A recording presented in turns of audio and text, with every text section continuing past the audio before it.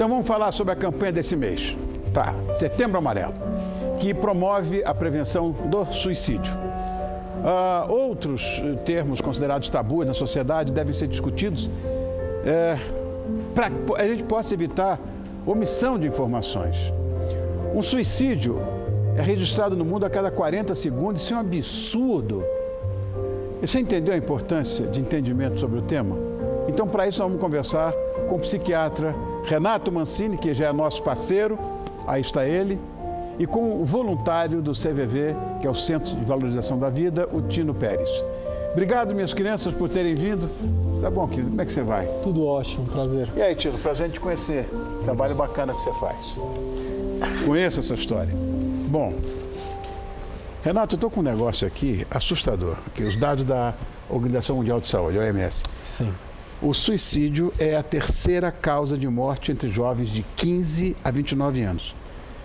Bom, eu acho que normalmente uma pessoa que tenta colocar um fim à sua própria vida deve ter algum tipo de transtorno mental, não?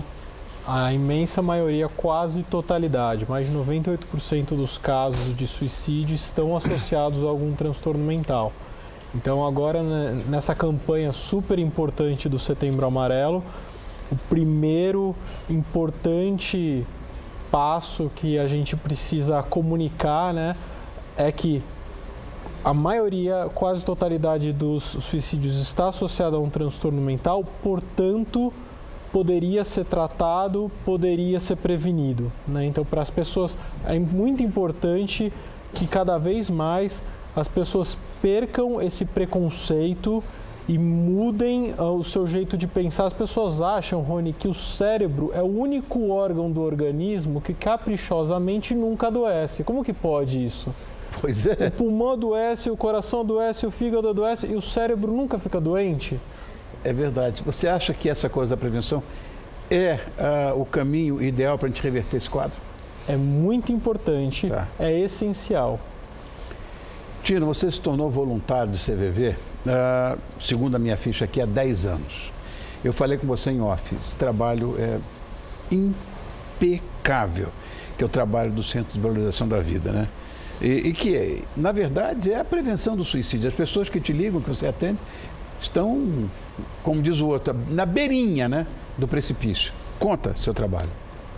Bom, primeiro agradecer a oportunidade do seu Tino, o programa. prazer é meu, imagina. O trabalho do CVV, ele trabalha na linha de apoio emocional, né? As pessoas ligam se estão com alguma dificuldade, querem desabafar, né? Porque às vezes quando a gente desabafa e conta aqui às vezes o que está nos incomodando, eu posso até pensar um pouco melhor, né? Então, nós trabalhamos nessa linha de escutar as pessoas, né? E hoje o CVV é a nível nacional, né? Através do número 188. Então, se ligando no 188, você consegue falar 24 horas com um voluntário do CVV. Como é que você entrou nessa, Tino? Você que é um voluntariado, né? E você tem que ter a cabeça muito em paz, que vão te contar histórias pavorosas, né? O voluntário do CVV, ele recebe várias histórias, né? Várias situações. Eu entrei no CVV porque eu cheguei num momento da minha vida, eu achei que eu deveria doar um pouco mais de mim, né? E a vantagem do trabalho do CVV é que funciona 24 horas, então eu posso ser voluntário das 23 às 6 da manhã. Então, eu quando comecei como voluntário, eu comecei na madrugada, atendendo o pessoal na madrugada. Que é quando mais ligam, parece, né? Ele tem um pico aí de ligação das 19 até as 2 horas da manhã, até as 3 horas, né? Porque o pessoal começa a chegar em casa, o pessoal às vezes se separou recentemente, né, não tem com quem conversar, aquela questão dos filhos, né, fica com saudade dos filhos. Então, o trabalho do CVV é acolher essas pessoas, né, e conversar com elas, né, para saber como é que elas estão lidando com isso também, né? É uma conversa, você não doutrina ninguém. Não, o CVV ele não tem religião, não tem partido político. Tá. Todos podem ser voluntários do CVV. É só ser maior de 18 anos. Agora eu vou falar com o doutor Renato, vamos falar da depressão, né? Porque uma depressão profunda seguramente pode levar ao suicídio, normalmente leva. Quais são os sintomas de uma pessoa depressiva? Porque é muito difícil se diagnosticar, né? Quer dizer, só mesmo um médico esteja lidando com essa história para poder dizer, olha, você está com um problema, você está com um neurotransmissor que não está batendo fora do bumbo. Não é? A depressão, Rony, ela é uma doença que tem 1000 faces, né? E por isso ela é bastante traiçoeira. Então, é claro que nos casos em que a pessoa está muito, de uma hora para outra, né? Fica muito prostrada, sem energia, sem disposição, não consegue trabalhar, de repente começa a ficar muito angustiada e triste do nada e até fica emotiva, chora sem motivo, né? É fácil perceber, a própria pessoa percebe, quem está em volta percebe, né? Vou usar o caso até, por exemplo, do Boechat, né? Uma pessoa famosa que recentemente chegou a se afastar, né? Do trabalho e falou abertamente sobre o problema que ele teve. Padre Marcelo? Padre Marcelo, outra pessoa também que, inclusive, é um bom exemplo porque foi uma pessoa que lutou muito tempo contra, relutou em se tratar e por isso teve um prejuízo muito grande, né? Serve de lição para as pessoas não ficarem esperando, buscarem logo ajuda. Agora, existem outros casos em que não é tão claro assim. E o que torna mais perigoso é que nos extremos de idade, nos jovens, adolescentes e nos idosos, nesses extremos de idade, o quadro da depressão ele é atípico.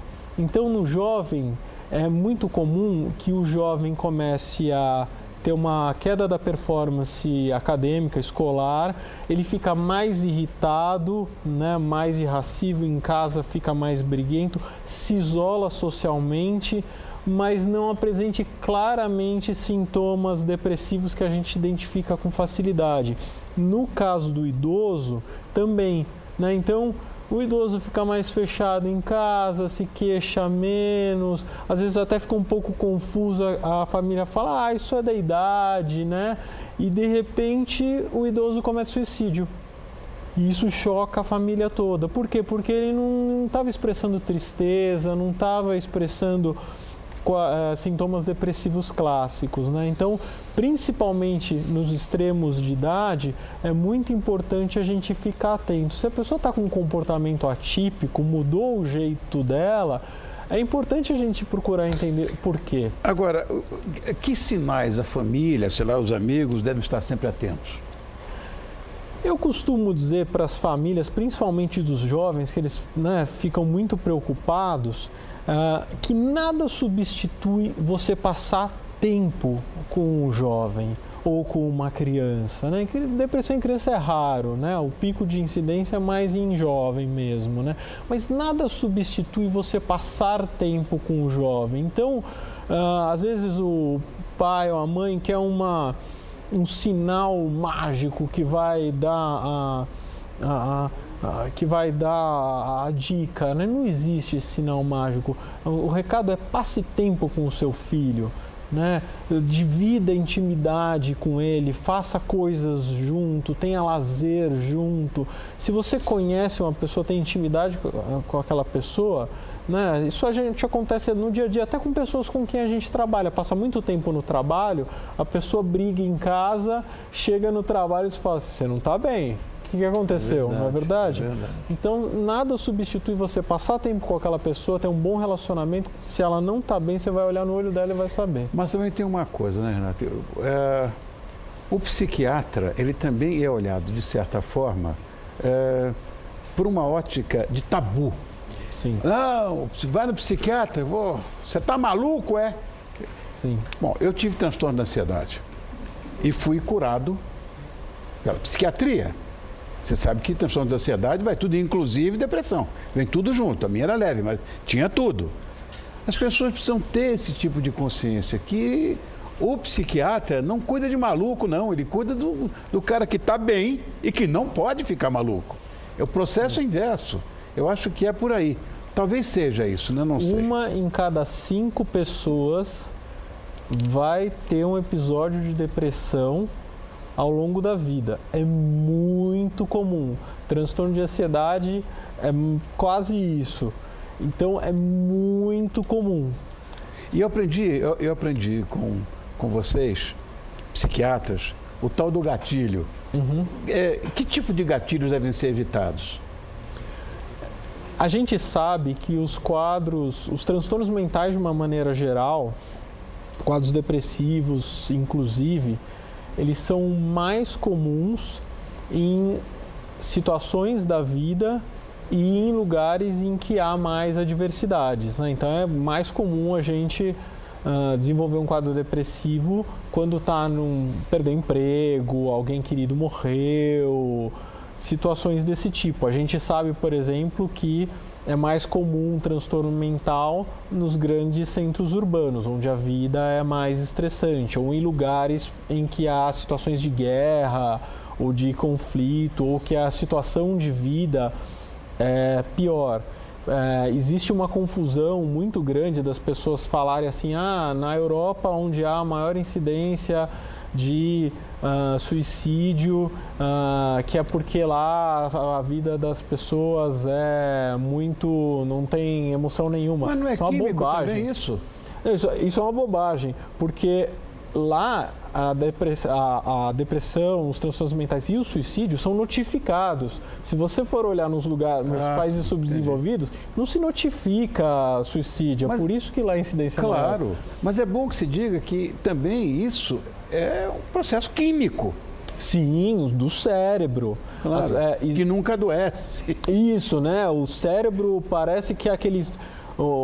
até a unha, até o cabelo fica doente, né? Mas o cérebro, eu não sei o que as pessoas acham. Que é químico, eu consertei de forma medicamentosa esse meu problema. Sim, claro. Tem tratamento. Acho que se tem uma coisa que tem que ficar claro para as pessoas que estão em casa, estão assistindo a gente, se a pessoa está mal, ou se ela conhece alguém que está mal, não perca tempo. Busque ajuda imediatamente, porque tem tratamento, vai se tratar, logo vai estar bem e tudo isso vai ficar para trás. Não perca tempo. Agora, Tino, o suicídio é, na verdade, a causa de morte mais, vamos dizer, facilmente evitável. Não sei se cabe isso entre todas as doenças, porque já falamos aqui que é uma doença. Ouvir uma pessoa, por exemplo, um suicida ou um pretenso suicida liga para você, será que pode ouvir uma pessoa, no caso, ouvir você, Tino, pode fazer toda a diferença num desfecho trágico, você acha? Você já salvou quantas pessoas dessa barbaridade? A gente não tem números para falar, né? Até porque a ligação ela é toda sigilosa, né? Sim. O que você fala com um voluntário do CVV fica lá dentro a gente chama da cabine, né? Então, isso só fica entre você e a pessoa, né? O importante é de falar, porque quando você fala, você se esvazia, ou você também começa a ver diferente a coisa. É importante você buscar ajuda médica, ajuda psicológica, né? Precisamos acabar com a psicofobia, né? Sim. Porque ninguém gosta de falar que vai no psicólogo, que vai no psiquiatra, né? Então as pessoas não gostam de falar sobre isso. E o Setembro Amarelo vem para isso mesmo, para que se fale da doença, né? Que se fale o que está acontecendo. Eu que sou um pouquinho mais usado, né? Você falava 40 anos atrás, você falava de câncer, você não podia falar na palavra câncer, né? Verdade, Aí em 1985 você falava de AIDS, não tinha. As pessoas começaram a procurar ajuda por quê? Começou a se falar, então a pessoa vai buscar ajuda, né? Não importa a ajuda que ela vai buscar, mas se ela saber que tem, né, que tem tratamento, que ela podendo falar com alguém, ela pode melhorar, então é importante, né? É importante a gente também estar junto, né? Claro. Na nossa casa, abrir o diálogo, às vezes não há o diálogo nem dentro de casa, né? O pai não tem diálogo com o filho. Olha, eu ouvi inclusive uma história que está na internet, que existe já campanha nas redes sociais de prevenção ao suicídio. É fato isso? Sim, já tem? Acho que o mais importante é a campanha do Setembro Amarelo e eu quero convidar as pessoas, não só nas redes sociais, no seu perfil de rede social, colocar a tag amarela, Tá. mas pegar mesmo uma fitinha, né, como a gente está usando amarelo, aqui, ó, por causa colocar disso, como muito. Rony, colocar o lenço amarelo. para ir no trabalho, para sair nos lugares. Para chamar atenção, como o Tino falou, porque ninguém falava de tanta coisa, como não querem falar agora disso. Chama atenção, porque se sair com a fitinha amarela, alguém vai perguntar, o que é essa fitinha aí? E aí você fala, você não sabe da campanha do Setembro Amarelo? Vai ajudar a salvar vidas. Legal. Olha, só para falar com você é o seguinte, o Centro de Valorização da Vida realiza esse apoio emocional e de prevenção do suicídio, como o Tino que está aqui faz isso direto, atendendo voluntária e gratuitamente todas as pessoas que querem e que precisam conversar. Como ele falou, sob total sigilo, por telefone, por e-mail e um chat de 24 horas todos os dias. É só você discar 188 ou acessar www.cw.org.br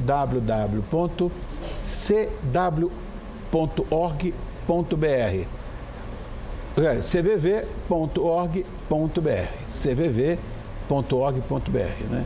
Então, o que eu li errado, é www.cvv.org.br. E o psiquiatra Renato Mancini e ao voluntário da CVV, o Tino Pérez, nosso muitíssimo obrigado por terem vindo. Você está sempre aqui, já é sócio, né? Agora o Tino vai ficar também. Obrigado, viu, querido? Obrigado, Rony. Obrigado, eu.